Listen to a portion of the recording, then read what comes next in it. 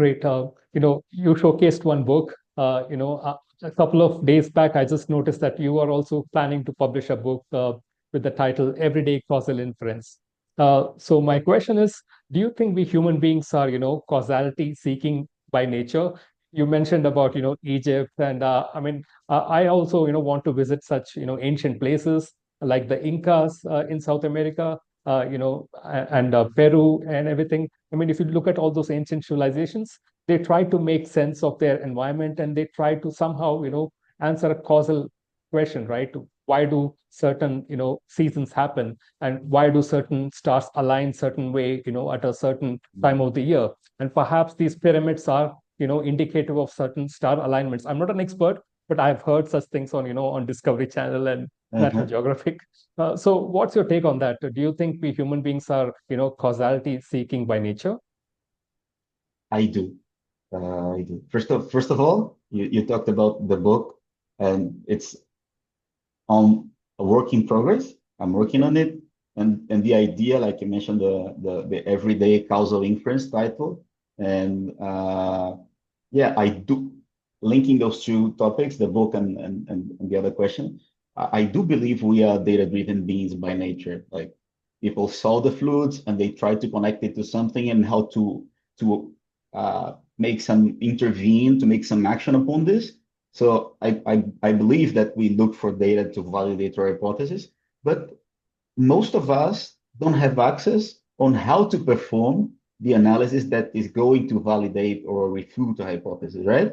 So the objective of the book is just to digest this even more than Mateus did in his excellent book, but for people on consumer experience, user experience, human resources, and people who would read it, understand how to apply the methods, how to make sense of this, and how to validate it. So uh, let's hope it works that way. Because you asked afterwards, like, are we causality seeking by nature? And I believe that yes. Yes, fundamentally, yes. I think that's how we learn things, is basically uh, testing hypothesis. And my wife shared a viral video here in Brazil that is a baby in the living room. And this baby, the mother just saw that the baby was enrolled in a swimming class. But the baby is in the living room making the same movement it did on the pool. And you can Oh, see in the face of the baby that he or she is puzzled, that it's not moving forward. It's trying to swim, but it's not moving forward. So at this point, I believe that the baby found out the difference between correlation and causation. Like when I happen to move forward on the pool like this, uh, when I did this action, I moved forward on the pool, but it's not working here on the ground. Why is it? How do I get to move forward on the ground? Right? So I believe that since we are babies, we are little scientists testing cause and effect in everyday life.